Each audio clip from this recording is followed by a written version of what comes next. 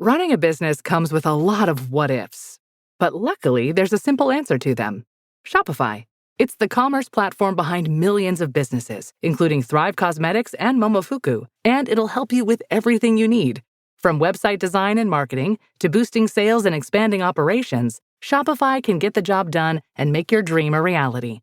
Turn those what-ifs into... Sign up for your $1 per month trial at shopify.com/special offer.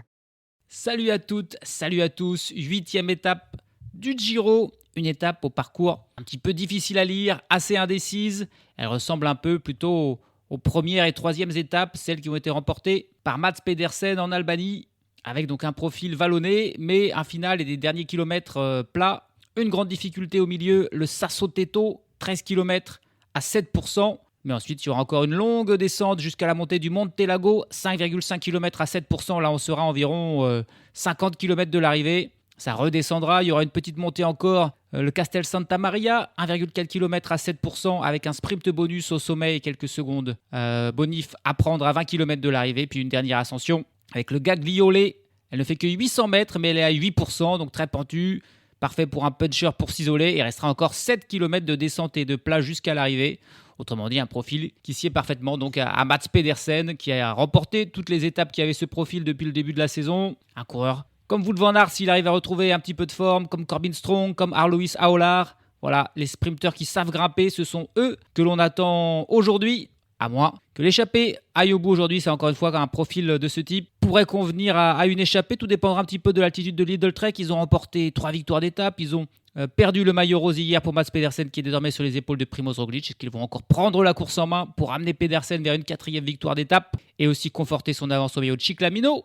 Ou est-ce qu'on va laisser peut-être l'échappée prendre le large? Ça sera l'enjeu du jour. Du point de vue des coureurs du classement général, par contre, il ne devrait pas y avoir de différence de fait aujourd'hui. Tout le monde va vouloir aussi garder un petit peu des forces pour demain et l'étape des chemins blancs qui s'annonce très piégeuse. En attendant, on va suivre cette étape entre Giulianova et Castel Raimondo, 197 km. C'est la 8e étape du Giro. La chute de Bellocchi juste devant Armstrong qui est parti dans le terrain. Et attaque de Pierre Roland. Voilà ce que nous disons depuis le début de ce Tour de France. Une chute terrible. Christopher Froome à pied. Mais quelle image du Tour. On n'a jamais vu ça. 100% cyclisme, le podcast du vélo en direct. Ça va Marion? Désolé. Kilomètre 0, le premier des 197 km. Oh, immédiatement, plein de coureurs qui attaquent, notamment des coureurs d'Astana. Ok, aujourd'hui, j'ai entendu les interviews d'avant-course et clairement, on croit plus que jamais à une victoire de l'échappée aujourd'hui. Dès le début du Giro, on a coché cette étape comme l'étape la plus importante pour les échappés. Et donc, il y a probablement beaucoup de coureurs qui vont vouloir tenter de prendre leur chance. Pour l'instant, il y a un seul coureur d'Astana qui est sorti. Et bien, on espère qu'il n'y aura pas qu'un seul coureur devant dans la journée. Non, c'est pas possible. Allez, il y a un coureur de la Polti Visite Malta, Taco Van Der Horn pour l'Intermarché Venti qui a suivi. On a aussi Dries de Bont qui tente de sortir. Les coureurs de l'Arkea BNB Hotel. Mais pour l'instant, le peloton qui les reprend. Mais pour l'instant, seul le coureur d'Astana a réussi à sortir. C'est Max Kanter, coureur qui est souvent un des premiers lâchés dans la montagne. Là, il est sorti sur le plat. Là, il est sorti. Alors, c'est une bête. Il est vraiment très fort. Il a l'air d'être très puissant, Max Kanter. Et du coup, il est sorti tout seul et faut pas qu'il aille trop vite. Faut pas qu'il aille trop vite. Faut pas qu'il s'amuse à faire un effort comme ça tout seul trop longtemps. Allez, d'autres coureurs là qui attaquent. Coureur de la Bardiani, Martin Marcelluzzi. On a deux coureurs de la Polti-Vidit Malta là, avec David Ebais. Coureur de la Gelco Alula. On a Chris Hamilton pour la Team Picnic Postenel qui tente de sortir. Ouais, beaucoup de monde qui veut y aller.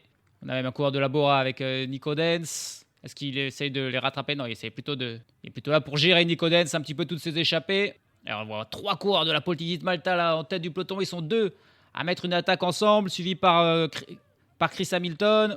Mais pour l'instant, ils n'arrivent pas à sortir. Et par contre, on a toujours Max Kanter, seul en tête. Il a 5 secondes d'avance, Max Kanter. Il n'a pas envie de se faire reprendre, mais il n'a pas envie non plus de s'isoler tout seul trop longtemps. Il se retourne beaucoup. Il attend qu'on le rejoigne. C'est un jeu très compliqué qu'est en train de faire l'Allemand Max Kanter là, de l'XDX Astana. Et Mats Pedersen qui se permet lui-même d'attaquer. Il n'a plus le maillot rose, il a le maillot violet de Cyclamino. Et il fait une attaque. Là, on a vu Wout van Aert aussi essayer de prendre l'échappée. Mais pour l'instant, c'est Mats Pedersen qui s'est isolé avec 2 autres coureurs. Un coureur de la Gelco Alula et un coureur, il me semble que c'est Mattia Cataneo pour la Soudal Quick-Step. Max Kanter, lui, a finalement été repris. Incroyable, Mats Pedersen là. S'il fait des efforts maintenant, c'est clairement que la Lidl Trek n'a pas envie de gérer. Et pour l'instant, on travaille avec lui. C'est Davide De Preto, le coureur de Jaco Alula, qui est là, avec Mathieu Cataneo et Mats Pedersen. Ils ont juste, on va dire, 5 secondes d'avance sur le peloton. Rien n'est fait, surtout qu'avec un Mats Pedersen devant, ça va donner envie à la fois à d'autres coureurs de le rejoindre, parce qu'on sait que ça pourrait aller au bout. Et on a aussi d'autres équipes pas forcément envie de le laisser partir. On est à 189 km de l'arrivée. 3 hommes à l'avant, mais avec une toute petite avance sur un peloton où beaucoup d'autres coureurs veulent prendre l'échappée encore. D'ailleurs, on voit un duo là qui tente de sortir avec un coureur de la Visma de Bike, un coureur de la Decathlon. Et derrière, plein d'autres coureurs encore qui attaquent. Astana, Bahreïn, Bardiani, Polti, Visite Malta, évidemment, ils doivent être devant. La Picnic Postenel. Ça va être une bataille qui, à mon avis, va durer de nombreuses minutes. Et pour l'instant, on a ce trio, Pedersen, Cataneo, De Preto, qui a 22 secondes d'avance. Et personne qui n'arrive à les rejoindre. Beaucoup d'attaques. Là, on a un duo de la Groupama d'FDJ avec Rémi Rochas et un équipier, j'ai pas vu qui c'était, qui a pris un petit peu d'avance. Ça, c'est bien joué. Ils ont réussi à faire un petit écart. C'est Clément Davy, l'autre Français de la Groupama FDJ, qui est beaucoup plus imposant. La différence de gabarit entre Clément Davy et Rémi Rochas, c'est assez génial. Et du coup, on a Clément Davy devant, Rémi Rochas bien caché derrière. Et deux coureurs qui ont pris 30 mètres d'avance sur le peloton. Mais il y a d'autres coureurs qui continuent d'attaquer. Et ils sont en train de revenir sur le duo de la Groupama, le peloton. Mais pas sur le trio où on compte Mats Pedersen, Mathieu Cataneo et Davide De Preto. Un sacré trio, hein. Vraiment là, des gros rouleurs. Après 3 hommes, et c'est peut-être pas suffisant pour aller au bout. Un autre duo qui vient tenter de sortir avec encore un coureur de la Groupama FDJ. Cette fois-ci, c'est Kevin Guenietz, accompagné de Marco Frigo. Pour l'Israël Première Tech, ils ont pris quelques encablures d'avance sur le peloton. On a vu Dries de Bont tenter de sortir. Wout van Aert est toujours intéressé pour prendre l'échappée également. L'écart avec le trio de Mats Pedersen a diminué. Il n'y a plus que 10 secondes d'avance. C'est vraiment un début d'étape très intense. On a déjà fait une vingtaine de kilomètres. Et pour l'instant, aucune échappée vraiment formée ou qui a pris de l'avance. Alors que Wout van Aert, tiens, il a fait un bel effort. Il a réussi à s'isoler et à revenir sur le duo Frigo et Guenietz. Si jamais ce trio revenait sur le trio de devant avec Pedersen et prenait, on va dire, 20-25 secondes d'avance, ça pourrait être l'échappée du jour. Une échappée avec Van Aert et Pedersen et Cataneo. Ça ferait mal. Mais les écarts sont minimes entre tous ces groupes et entre le peloton. C'est un début d'étape très intense, en tout cas pour ceux qui prennent l'échappée, parce qu'on voit à l'arrière du peloton, on voit tous les favoris qui d'habitude sont devant. Bah là, on voit Bernal, Ayuso, Pidcock, qui sont tous dans les dernières places du peloton, tranquilles, ils prennent pas de risque aujourd'hui, ça sera pas pour eux. C'est que le début, d'accord, mais ça continue encore et encore. Il y a toujours seulement 17 secondes d'avance pour Mats Pedersen, Mathieu Cataneo et Davide De Preto sur le peloton et plein d'autres coureurs qui tentent de sortir. Le trio Van Aert, Frigo, Guenietz a été repris. Mais là, on a environ 6-7 coureurs qui sont de nouveau ressortis dans une partie un petit peu plus descendante. Ils ont fait un petit écart encore une fois sur le peloton. Qui on a dans ce groupe? On n'a pas de coureurs de la Visma Bike ni d'Astana parce que ce sont eux qui sont en tête du peloton pour l'instant et qui roulent pour tenter de revenir. On a un coureur on a Peyo Bilbao, je crois, pour la Bahreïn Victorious. On a Marco Brenner, le champion d'Allemagne. Ils sont 5. Et derrière, il y a un duo avec Dorian Godon et Simon Guglielmi qui est un tout petit peu plus loin, lui aussi sorti du peloton. Et d'ailleurs, le peloton, lui, là, on voit un plan aérien. Ils ne sont que 50. Il y a une petite cassure là dans le peloton. J'espère que c'est pas dû à une chute. Mais ça a tellement vite qu'il y a une cassure là dans le peloton, clairement. Parmi ces 5 hommes avec Marco Brenner...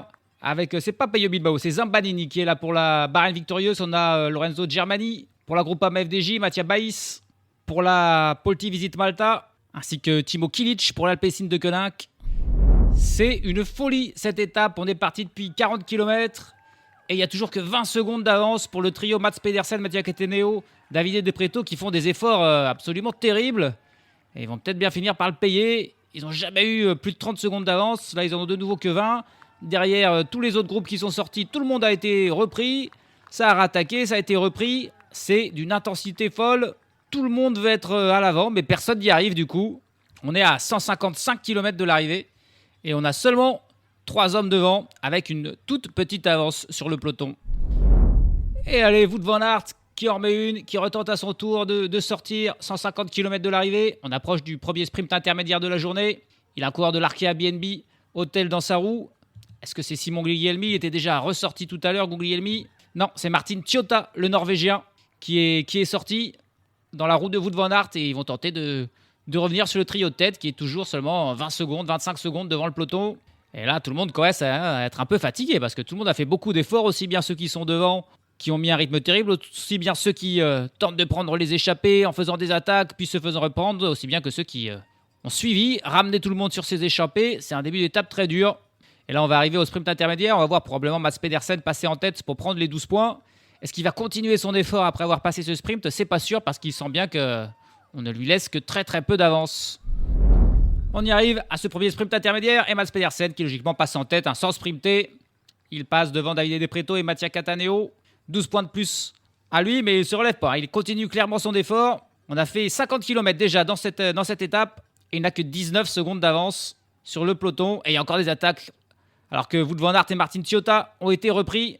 Là, c'est un coureur de la Movistar, accompagné d'un coureur de la Groupama FDJ qui fait encore un effort. Lorenzo Fortunato, qu'on n'a pas trop vu, qui lui aussi attaque. Il y a des points de la montagne à prendre pour Fortunato, notamment le col de première catégorie, là, à mi-course, où il y a 40 points à prendre au sommet. Sachant qu'il en a 59, il pourrait quasiment doubler son total s'il passait en tête. Donc il faut qu'il soit devant. Aujourd'hui, Fortunato, on ne l'a pas trop vu encore tenter. Il attend son moment. C'était Quentin Paché pour la Groupama FDJ qui, là aussi, a attaqué. Beaucoup de monde. Tellement de monde intéressé.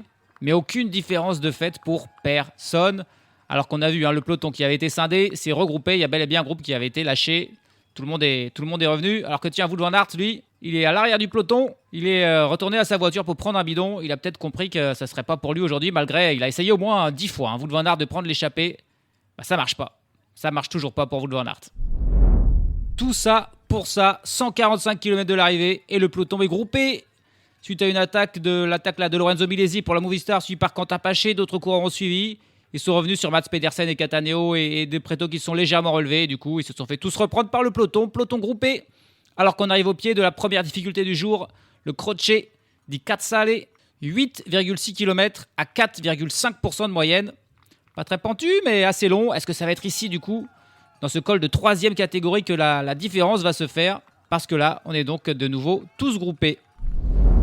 Des attaques sans cesse dans cette ascension, mais encore une fois, personne qui arrive vraiment à faire de différence. Là, on a un triplio qui est parti avec 2 coureurs de la Polti Visite Malta, accompagné par Nairo Quintana, le vétéran colombien. On a vu des coureurs de la Q36 comme Damian Osson, on a vu Marco Brenner, des coureurs de la Giacomo Lula attaquer. Tout le monde s'est fait reprendre. Et là, voilà, de nouveau un trio qui a pris, on va dire, 5 secondes d'avance. On est à 2 km 500 du sommet. Aucune différence d'effet. On se demande finalement s'il va même véritablement y avoir une échappée dans cette course, ou s'il va falloir peut-être attendre l'ascension terrible de ce col de première catégorie à mi-course pour que les choses se décantent enfin. On a vu des coureurs comme Wilco Kelderman, comme Paul Double, Joshua Tarling attaquer. On a vu James Knox pour la Soudal Quick-Step. Et là, finalement, les seuls qui ont réussi à prendre un tout petit écart, c'est donc Nairo Quintana, accompagné d'Alessandro Tonelli et de Davide Piganzoli pour la Polti Visite Malta. Alessandro Tonelli, c'est pour l'instant le coureur qu'on a le plus vu à l'avant depuis le début de ce Giro. C'est un peu le spécialiste des échappées et on ne l'avait pas vu encore. On ne l'avait vraiment pas vu attaquer. Est-ce qu'il a réussi à prendre la bonne? Pour l'instant, l'écart est minime, mais ce sont les 3 premiers qui ont réussi à faire un véritable écart.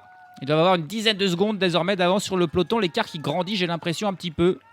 Alors que le peloton a commencé à perdre des coureurs, de nombreux sprinteurs, et notamment, pas moins que Mads Pedersen et Wout van Aert. C'est les 2 coureurs qui ont fait tous les 2 beaucoup d'efforts dans ce début d'étape. Et ils sont tous les 2 lâchés.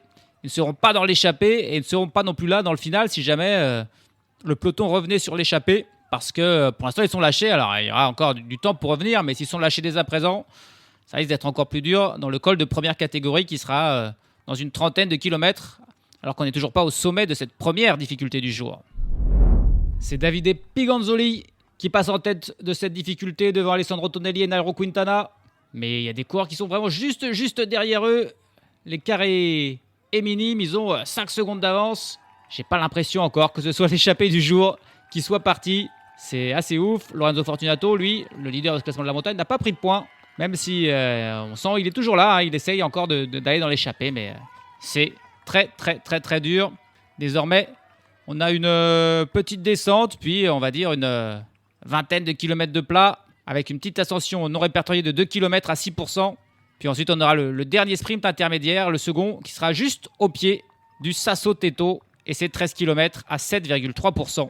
Est-ce qu'on aura une échappée d'ici là? Incroyable ce début d'étape, très intense. 3 coureurs ont réussi dans la descente là, à rejoindre le trio Quintana avec Piganzoli et Tonelli. On a Wilco Kelderman pour la Visma Lease Bike, Luis Mentiès, qu'on n'avait pas encore vu pour l'Intermarché Venti. Et Romain Bardet pour la Picnic Pastenel qui est aussi là. Lui qui a chuté hier, hein. On est content de voir qu'il n'a pas abandonné, que son genou a l'air de mieux aller. Et il a rejoint là ce groupe de tête, 6 coureurs, avec une petite avance sur le peloton qui va toujours très très vite. C'est reste minime, une dizaine de secondes, mais allez, avec un peu d'espoir, ça sera peut-être celle-ci la bonne. C'est pas croyable, ils sont repris. Le groupe de 6 coureurs avec Romain Bardet. On a vu plein de coureurs sortir, il y en avait de partout. Finalement, bah voilà, tout le monde est repris. C'est une étape vraiment incroyable. On est à 124 km de l'arrivée. Et le peloton est groupé. Alors groupé, ils ne sont pas tous les 173 coureurs qui restent encore là, puisqu'on a vu plusieurs coureurs lâchés. Et au rythme où ça va, les coureurs tels que Pedersen, Van Aert et les autres sprinteurs, bah, ils ne sont pas prêts de revenir, parce que ça ne ralentit pas. Là, on a Wilco Kelderman qui est ressorti avec un des coureurs de la Poelti Visit Malta. Mais, et derrière, c'est pas forcément la Red Bull Boransgro qui gère, c'est juste les autres attaquants. Comme tout le monde va être dans l'échappée, ça se rattrape comme ça un petit peu mutuellement. Allez, là, on a encore de la Red Bull qui vient quand même en tête du peloton. Essayer de calmer, gérer tout ça, mais c'est très, très, très compliqué pour l'instant.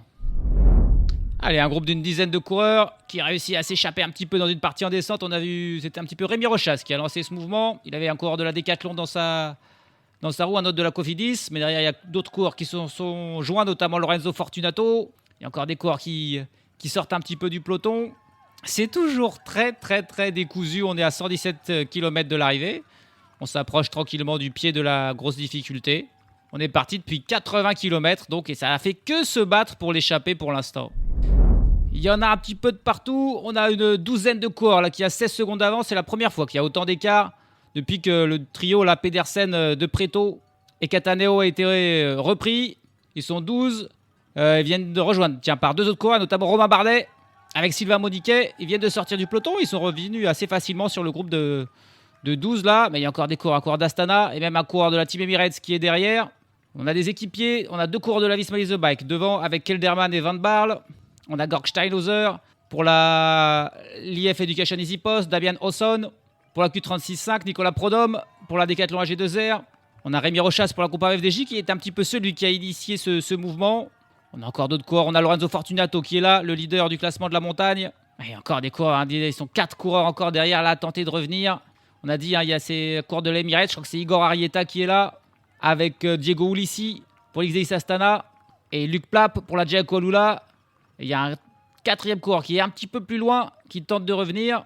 Lui aussi, mais là, ils vont bientôt être 20 coureurs. Ça va peut-être faire un petit peu beaucoup, mais l'écart qui est désormais de 34 secondes avec le peloton. Donc là, attention, là, il y a peut-être une belle échappée qui est sortie. Et s'ils sont une vingtaine de coureurs là avec 30 secondes, ça pourrait être une échappée très, très intéressante. Je ne vois pas de coureurs ni de la Poelti Visit Malta, ni de la Bardiani Faisane. Les 2 équipes italiennes qui se sont fait un petit peu avoir.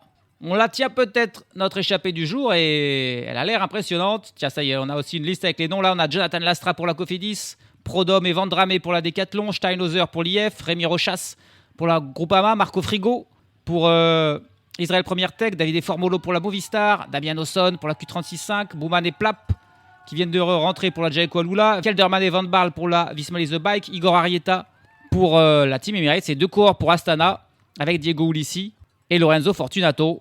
Ça fait une très très belle échappée là. Très très belle échappée. Et il y a encore un coureur derrière qui tente de revenir. Le coureur le plus dangereux au classement général de ce groupe de tête, c'est Lorenzo Fortunato, qui a 2 minutes et 57 secondes de retard sur Primoz Roglic. On a quelques autres coureurs à 4 minutes comme Diego Ulissi ou Damian Hawson. Pas vraiment de coureurs extrêmement dangereux donc. Romain Bardet qui est aussi présent est à plus de 5 minutes suite à sa chute d'hier. Et le coureur isolé derrière, je crois que c'est Manuele Tarozzi, le coureur de la Bardiani, qui va tenter de revenir et de représenter son équipe italienne à l'avant. Et au moment où on passe au sprint intermédiaire, c'est Lorenzo Fortunato qui passe ce tête. Alors Lorenzo Fortunato qui s'occupe plutôt de la montagne que des sprints intermédiaires. Enfin, il y est passé vraiment sans le vouloir, simplement en roulant. L'écart qui passe les 1 minute 15 d'avance pour les hommes de tête. Manuele Tarozzi les a rejoints, donc je pense qu'ils sont 18. Et on a encore 2 coureurs derrière qui tentent de les rejoindre. Un coureur pour la Cofidis, c'est Stefano Oldani, et un coureur pour la Poelti Visit Malta qui n'est pas devant, et c'est terrible, c'est Mattia Baïs. Ils sont tellement nombreux que ça ne va pas s'entendre beaucoup. Dans cette échappée, on risque encore d'avoir plein d'attaques, mais cette fois-ci simplement au sein de cette échappée. Alors que derrière dans le peloton, c'est la Red Bull Boransgro qui a pris les choses en main et qui va désormais imprimer un rythme un peu plus régulier, ce qui n'a pas été le cas du tout depuis le début de l'étape, alors qu'on est à 105 km de l'arrivée désormais. Ils sont 20 hommes devant, car Baïs et Oldani ont réussi à rejoindre les hommes de tête. Donc on a une échappée de 20 coureurs, c'est évidemment énorme. Avec 3 coureurs pour la Cofidis, qui est l'équipe la plus représentée, avec Monique, Oldani et Lastra. 2 pour la Decathlon, avec Prodom et Vendrame. 2 pour la Jayco Alula, avec Bouman et Plap. 2 pour la Visma Lease Bike, avec Kelderman et Van Barle. 2 pour l'XDX Astana Team, avec Ulissi et Fortunato. Et puis des équipes représentées une seule fois avec Rémi Rochas pour la Groupama FDJ, Igor Arieta pour la Team Emirex XRG, Damian Osson pour la Q36.5, Romain Bardet pour la Team Picnic PostNL, Davide Formolo pour la Movistar, Marco Frigo pour l'Israël Première Tech, Manuel Tarozzi pour la VF Group Bardiani Faisane, Gorg Steinhauser pour l'IF Education Easy Post et Mattia Baïs pour la Team Polti Visit Malta. Waouh! Grosse échappée, 1 minute 37 secondes d'avance sur le peloton. On est au début de cette ascension de Sasso Teto, c'est 13 km à 7,3% de moyenne qui devrait probablement déjà fissurer l'échappée. Et d'ailleurs, il y a déjà une attaque là avec Wilco Kelderman qui en met une, Fortunato dans sa roue. Et je pense que ça va être ça un petit peu tout le temps. Bon, maintenant, ça va être encore une fois toujours très très décousu. On va pas voir 20 coureurs qui passent leur relais chacun leur tour. Ils sont trop nombreux pour ça. Kick off summer with Memorial Day savings at Lowe's. Right now, get 5 Scott's Naturescapes 1.5 cubic foot mulch bags for just $10. Plus, get up to 40% off select major appliances and save an extra $50 on every $500 you spend on select major appliances $396 or more. Lowe's, we help, you save. Valid through 5/28. Mulch offer excludes Alaska and Hawaii. Selection varies by location. While supplies last. See Lowe's.com for more details. 100 km de l'arrivée et la sélection qui commence à se faire parmi l'échappée. On a déjà plus que 11 hommes devant. On n'a plus aucun des coureurs de la Cofidis qui se sont tous fait distancer. On a Gorg Steinhauser pour l'IF, Marco Frigo pour l'Israël, Davide Formolo pour la Movistar, Damian Osson pour la Q36.5, Luke Plap pour la Jayco, Romain Bardet toujours là pour la Picnic PostNL, Wilco Kelderman et Dylan Van Barle pour la Visma, Igor Arieta pour la Emirates et Diego Ulissi et Lorenzo Fortunato, 2 coureurs là aussi pour l'XDX Astana. Les autres sont un petit peu éparpillés, une vingtaine de secondes plus loin, alors que l'écart avec le peloton continue de grandir. 3 minutes d'avance pour ce groupe de 11 hommes de tête désormais. On approche du sommet, 700 mètres, et un groupe qui est revenu, quelques coureurs qui sont revenus sur les 11 hommes de tête, notamment 2 coureurs de la Cofidis, qui au prix d'un grand effort. Ils étaient souvent à 20 secondes, ils sont petit à petit réussi à revenir. Et notamment Sylvain Moniquet, qui est un petit peu un adversaire là pour Lorenzo Fortunato. Pour les 40 points à prendre au sommet, il y aura 40 points pour le premier, 18 points seulement pour le second. Donc il y a vraiment une grosse différence et encore moins pour les coureurs qui suivent, évidemment. Les 3 coureurs de la Cofidis qui finalement sont revenus dans ce groupe de tête. Et on a aussi Andrea Vendrame qui était plus là, qui est revenu. On a aussi l'équipier de Luke Plap, Koen Bouman, qui est revenu. Donc finalement, parmi les 20, je crois que Tarozzi aussi est revenu. C'est Rémi Rochas qui n'est plus là, ainsi que Mattia Baïs. On a au moins ces 2 coureurs qui ne sont plus là, mais ils sont encore très nombreux. Je ne vois pas non plus Davide Formolo, le coureur de la Movistar. L'écart, par contre, qui est monté au-dessus des 5 minutes, alors que l'on va arriver à ce sommet. Davide Formolo, on le voit, il est en fait 20 mètres derrière, là. En gros effort, il pourra peut-être au moins rentrer dans la descente. Alors que là, on a une attaque de Romain Bardet qui va peut-être s'intéresser au classement de la montagne, maintenant qu'il est lâché au classement général. Et il n'y a que Lorenzo Fortunato qui le suit. Les autres ne s'en intéressent pas. Romain Bardet, est-ce qu'il va réussir à prendre les 40 points ? Ça serait important, parce que si c'est Fortunato qui en prend 40, ça serait plus compliqué. Et là, Fortunato qui tente de le dépasser, mais Romain Bardet qui résiste. Non, Fortunato qui en remet une, c'est Fortunato. Fortunato qui passe en tête et qui prend les 40 points. Bardet n'en prend que 18. C'est dommage, parce que voilà, 40 points, il serait vraiment bien revenu avec seulement cette ascension dans la course 18. Ça ne sera pas assez pour Romain Bardet pour peser, être menaçant pour Fortunato. Qui fait la bonne affaire, c'était, je pense, son objectif du jour. Fortunato passer en tête de cette grande difficulté et prendre les 40 points. Désormais, ça va être une longue descente, une partie de vallée, environ 40 km comme ça, avant la montée de Monte Lago, et c'est 5,5 km à 7% de moyenne. Il y a des petits écarts qui se font dans cette descente, il y en a qui descendent mieux que d'autres, il y a des attaques, ça continue d'être complètement insensé. On est à 65 km de l'arrivée, on a un groupe de 5 coureurs qui a pris un petit peu d'avance. C'est Arieta pour la Emirates, Plap pour la Jayco Alula, Steinhauser pour l'IF, avec Wilco Kelderman pour la Visma Lease Bike et Diego Ulissi. Ils ont pris un petit peu d'avance sur les autres, sur les 13 autres. Ils ont même ils ont pris 30 secondes d'avance là, attention. L'écart est plus grand que ce que je pensais. pour ces 5-là. Alors, il reste encore beaucoup de route et là, c'est la descente. Donc, peut-être que quand ça va s'aplanir, ça va un petit peu se regrouper. Alors que l'écart avec le peloton qui ne grandit plus, 5 minutes 20, ça reste un écart intéressant pour Romain Bardet. Si jamais le peloton décidait de maintenir cet écart à 5 minutes, il se replacerait énormément au classement général. Après ses mésaventures d'hier, ce serait vraiment une superbe performance. Alors que je vois encore 2 autres coureurs qui sont finalement avec le groupe là, Plap-Kelderman. C'est très compliqué de savoir, ça va, ça vient. Il y a des écarts de partout. Ça continue à être une étape complètement folle. Je crois que c'est Romain Bardet, justement, qui a rejoint avec Andrea Vendrame, qui a rejoint les 5 hommes de tête. Ils sont donc 7 devant pour l'instant. Et les autres qui sont éparpillés un peu partout. On a un écart de 35 secondes, mais à vous dire la vérité, on ne sait pas vraiment avec qui est cet écart. Celui avec le peloton est plus clair, il est de 5 minutes 30. Et l'écart qui semble fait pour les 7 hommes de tête, ils se sont ratés les autres. On les voit, ils sont tous ensemble, les coureurs de la Cofidis, Fortunato, Formolo, Tarozzi, Damian Osson, Marco Frigo, Nicolas Prodhomme, Dylan Van Barle, Koen Bouwman, ils sont dans les battus. Ils ont 1 minute et 13 secondes de retard sur les 7 hommes de tête qui donc sont plutôt bien partis, même si on est encore très loin de l'arrivée. Le peloton, lui, maintient un écart stable, 5 minutes 40. On voit mal le peloton faire un effort désormais surhumain pour revenir sur ces hommes de tête. La gagne semble être devant, c'est quasiment certain désormais. Même entre 7, ils ne s'entendent pas. Wilco Kelderman qui vient de mettre une attaque. Il a été suivi par Diego Ulissi. Et ils ont pris ils ont pris 10 secondes d'avance sur les 5 autres. Sur Bardet, sur Arrieta, Plap, Vendrame et Steinhauser. 50 km de l'arrivée et on va attaquer une nouvelle ascension. Col de 3e catégorie, le Monte Lago, 5,5 km à 7%. On se rapproche du sommet et Igor Arrieta a réussi à rejoindre Ulissi et Wilco Kelderman. Et désormais, c'est Luke Plap qui parvient à son tour à revenir. Luke Plap, il était d'abord dans la roue de Romain Bardet et Vendrame. Et il passait pas de relais. Puis Romain Bardet a attaqué. Il a suivi, puis il l'a dépassé pour rejoindre Arrieta et Steinhauser. Il était là aussi dans la roue. Et quand Arrieta a attaqué, il a suivi Steinhauser avant de le déposer. Et désormais, il est dans la roue des autres. Il vient de revenir, Luke Plap.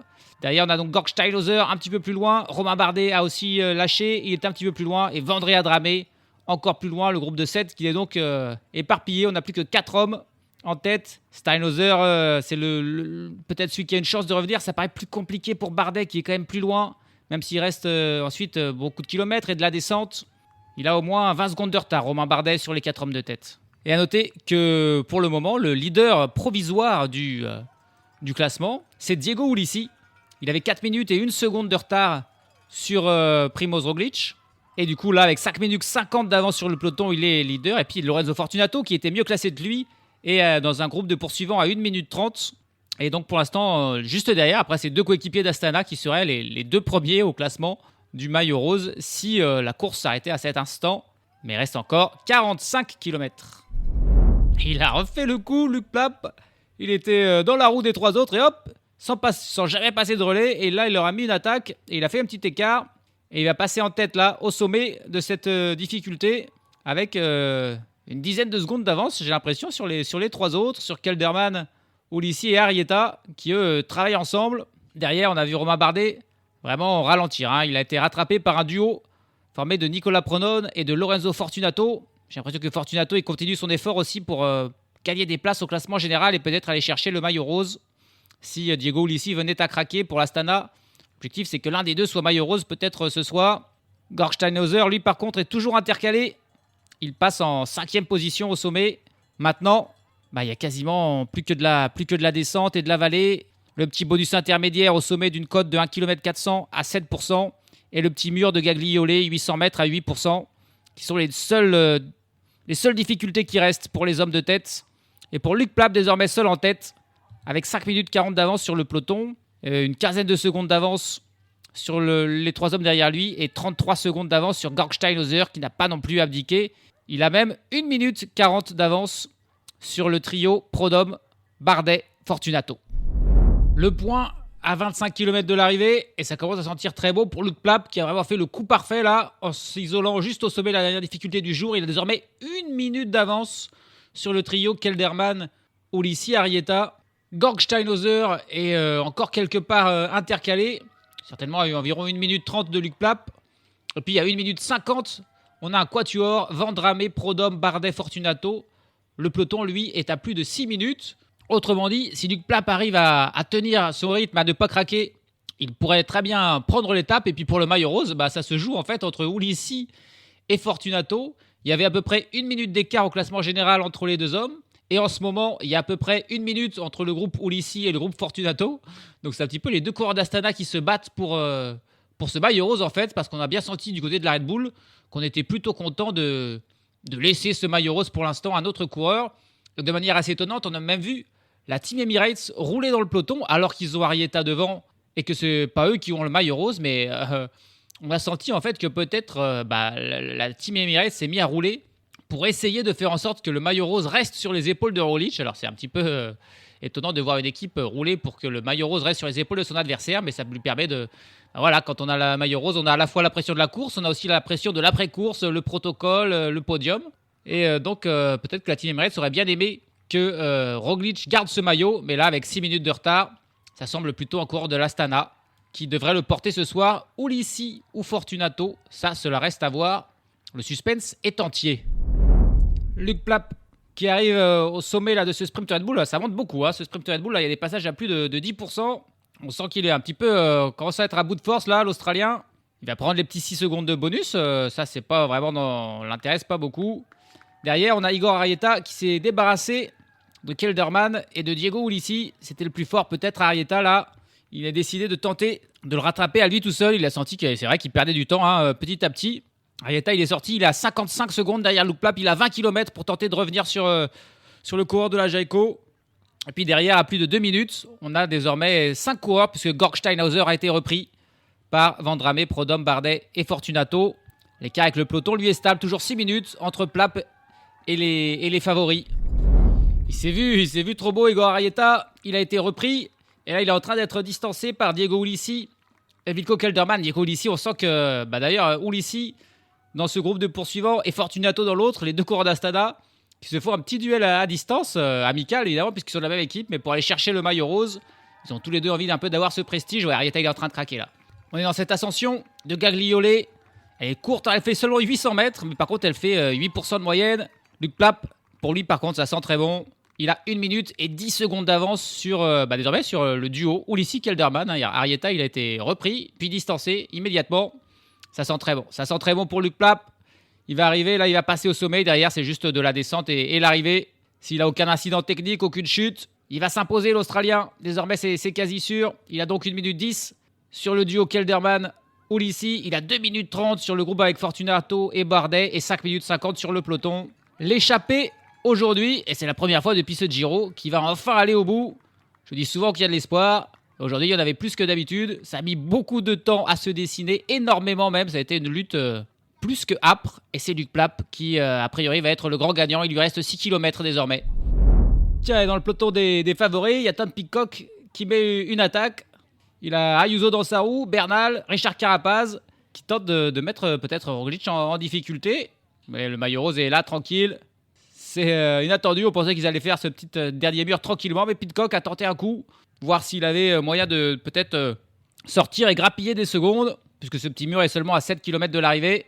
Mais la plupart des favoris sont là. Le peloton est toutefois, d'un seul coup, beaucoup plus réduit. On voit, on va dire, 30 coureurs ensemble et derrière des coureurs un petit peu éparpillés. Il est possible que ça se regroupe ensuite dans la courte descente qui reste. Mais il a tenté de dynamiter la course, là, Tom Pidcock, dans le peloton. Et du moins dans ce qu'il en reste. Pendant ce temps, Luc Plapp, lui, il est à 2 km 500 de l'arrivée. Il a 5 minutes d'avance. L'écart qui a diminué un petit peu avec le peloton même. Seulement 4 minutes 40. Grâce à un gros travail de la Team Emirates qui, la Emirates qui travaille vraiment pour faire en sorte, essayer peut-être que le maillot rose reste sur les épaules de Roglic. C'est vraiment étonnant à voir. 500 mètres de l'arrivée pour Luc Plapp qui continue à fond. Il se retourne pas, il continue sur son rythme. Il était le plus fort. Il était à la fois le plus fort et aussi le plus malin là, dans cette ascension. Il n'a pas réagi aux attaques. Il a laissé d'abord les autres travailler un peu. Et ensuite, il était dans un 4e groupe. Il était d'abord avec Bardet et Vendramé. Ensuite, il a sauté pour rejoindre Steinhauser et Arrieta. Et ensuite, il a sauté pour rejoindre Kelderman et Ulissi. Et ensuite, il a sauté tout le monde. À chaque fois en revenant dans un second temps, en prenant pas trop de relais. Il a vraiment très très bien joué le coup, Luc Plapp. Et il va s'imposer pour la Jayco Alula, l'Australien de l'équipe australienne, qui, on aurait pu penser peut-être qu'il serait un coureur du classement général. Pas du tout, il est très très loin lui au classement général. Il était venu pour une victoire d'étape, et ben il l'a fait. La victoire pour Luke Plapp, le coureur de la Jayco Alula, qui s'impose. Il peut lever les bras en l'air, profiter. La victoire, elle est pour lui. Et désormais, il y a suspense. Il y a vraiment suspense pour le maillot rose, parce que le travail de la Team Emirates, ça fait en sorte que le peloton a bien réduit l'écart sur Luke Plapp, mais surtout sur Diego Ulissi, qui est accompagné de Kelderman, et sur le groupe de Fortunato. A priori, ça serait plus Ulissi qui aurait une chance désormais d'être maillot rose. Et d'ailleurs, c'est lui là qui fait le sprint. Il a Kelderman dans sa roue. Peut-être que les secondes bonus qu'il va prendre vont lui suffire pour être maillot rose. Il va toutefois se faire dépasser par Vico Kelderman, qui va faire deuxième. Diego Ulissi va prendre la 3e place et prendre 4 secondes bonif. Est-ce qu'ils lui suffiront pour être maillot rose? Ça se joue à pas grand-chose. Ce maillot rose, il termine ces deux hommes à 39 secondes de Luke Plapp. Désormais, il faut attendre le peloton. Il rappelle qu'il avait 4 minutes et 1 seconde d'avance sur Roglic. Donc, il faut que le peloton termine à 4 minutes 41 et avec les bonifs même à 4 minutes et 37 secondes pour que Roglic garde son maillot rose. Igor Arrieta, lui, qui arrive à son tour en 4e position. Et derrière, un gros boulot de Nicolas Prodhomme qui a lâché les autres hein, du groupe Fortunato. Bordet, il est tout seul et il va aller prendre la 5e place. Allez, intéressant aussi le temps de Fortunato. Il est accompagné d'Andrea Vendrame. Il arrive à 1 minute et 48 secondes derrière Plapp. Et donc 1 minute et 8 secondes derrière Ulissi. Ouais, qui sont quasiment dans le même temps. Là encore, il va falloir sortir la calculatrice. On va attendre le peloton et on va calculer tout ça. Mais ça va se jouer, encore une fois, à quelques secondes pour le maillot rose. Georg Steinhauser et Romain Bardet qui sont également arrivés et qui vont finir dans le top 10. Et derrière, le peloton qui va sprinter, c'est encore la Team Emirates qui fait un gros travail. Et attention, Juan Ayuso là, qui a fait un petit écart, qui attaque sur la fin. Roglic qui revient au train et qui va pas prendre de... Ouais, il va peut-être perdre une petite seconde. Non, ça va finir dans le même temps. Par contre, ils finissent à 4,50. Et je pense que le maillot rose, oui, va être pour Diego Ulissi de l'XDI Astana Team. Incroyable. Incroyable, Diego Ulissi. Et pour l'Astana, ils auront donc le maillot de meilleur grimpeur sur les épaules de Fortunato et de leader du classement général pour Ulissi, qui va porter le maillot rose. Évidemment, pour un Italien, c'est quelque chose d'incroyable, surtout quand on n'est pas forcément un des meilleurs coureurs du peloton. La grosse joie pour Diego Ulissi et pour toute la Astana qui continue sa saison absolument incroyable. Le vainqueur du jour, toutefois, ce n'est pas Diego Ulissi, mais c'est bel et bien Luke Plapp, le coureur de la Jayco Alula de 24 ans qui remporte là la plus belle victoire de sa carrière, puisque c'est tout simplement sa première victoire World Tour. C'est sa 8e victoire, mais 6 de ces 8 victoires, ce sont les championnats d'Australie. Il a été 3 fois champion d'Australie du contre-la-montre et 3 fois champion d'Australie de la course en ligne. Sinon, sa seule autre victoire, c'était une étape du Tour de l'Hélas en Grèce cette année. Et donc, voilà, aujourd'hui, avec une étape sur le Giro, c'est clairement un level 2, 3, 4 fois au-dessus. Une étape World Tour, une étape sur un grand tour pour Luke Plapp. C'est un exploit monumental qu'il a réalisé. Il s'impose avec 38 secondes d'avance sur Vilko Kelderman et Diego Ulissi. 1,22 sur Igor Arrieta, 1,35 sur Nicolas Prodhomme, qui vient prendre donc une belle 5e place. Vendrame et Fortunato à 1,48. Georg Steinhauser à 2,59. Romain Bardet à 3 minutes et 2 secondes, qui va donc finalement pas prendre tant de temps que ça au classement général. La 10e place pour Alessio Martinelli, le coureur de la VF Bardiani Faesane, qui a attaqué dans le final, juste pour aller chercher ce petit top 10 à 4 minutes et 37 secondes, derrière le peloton réglé par Juan Ayuso à 4,49. Et Juan Ayuso qui reprend en fait 1 seconde à tout le monde, à Roglic et aux autres favoris, car il a réussi à faire un tout petit écart dans le final. Sinon, dans le reste du classement, aucun des leaders du top 10 n'a perdu de temps. On n'a eu également aucun abandon. Et puis le dernier du jour, c'est un coureur qu'on connaît bien, plutôt pour être le premier du jour. Mais en général, je fais la séance dernier du jour parce qu'on parle de coureurs qu'on connaît moins. Bon, là, il se trouve que c'est Mats Pedersen, le dernier du jour. Donc, on le connaît un peu. Il termine à 28 minutes et 32 secondes du vainqueur, en compagnie de Joseph Cerny, le coureur blessé au genou qui est toujours là, et de Paul Magnier, le français. Le classement général chamboulé donc, avec Diego Ulissi, nouveau leader, devant son coéquipier Lorenzo Fortunato, 12 secondes d'avance. Roglic est lui 3e à 17 secondes. Suivent Juan Ayuso, Isaac Del Toro, Antonio Di Berry, Max Poole, Michael Storer, Brandon McNulty et Simon Yates. À noter que j'ai dit qu'il y avait un coureur du top, que tous les coureurs du top 10 n'avaient pas perdu de temps. C'est faux. Il y a un coureur qui a perdu du temps, c'est Matthias Vacek, le Tchèque, qui a un petit peu, encore une fois, craqué dans le final et qui sort du top 10. Pas de changement au classement par points. Mats Pedersen devance toujours Alessandro Tonelli et Olaf Koy. Et puis au classement de la montagne, Lorenzo Fortuneto, là aussi, devance toujours Juan Ayuso et Paul Dobel. Pas de changement non plus. Au meilleur jeune, Juan Ayuso devance Isaac Del Toro et Antonio Tiberi. Demain, étape de tous les dangers. Alors déjà aujourd'hui, on a une étape vraiment incroyable, intense. Et ben demain, on s'attend vraiment à quelque chose de similaire parce que c'est l'étape des chemins blancs. On va emprunter quelques routes d'Estrade Bianche. Il y aura plein de petites ascensions, de petits murets sur des graviers. Ça sera très dur, très dangereux. Attention aux chutes, attention aux problèmes techniques. Les coureurs du classement général pourront perdre gros en cas de pépin, mais ça sera dur aussi physiquement. Il y a plein d'ascensions, des murs à 7, 8, 10, 12% avec le collier Pinzuto. Et puis le final, là, dans les arrivées dans la rue de Sienne, un mur de 700 mètres à 9% de moyenne qui va être le juge de paix de cette étape. Donc là, encore, on s'attend à une course comme aujourd'hui, de mouvements, une échappée longue à se former, des attaques un petit peu du début jusqu'à la fin. Ça promet beaucoup. Si c'est aussi animé qu'aujourd'hui, ça risque d'être super intéressant parce qu'aujourd'hui, c'était vraiment fou du début à la fin d'une étape remportée par Luc Plapp. L'échappée, enfin, a gagné sur ce Giro. Qu'en sera-t-il demain? Salut à tous, salut à toutes.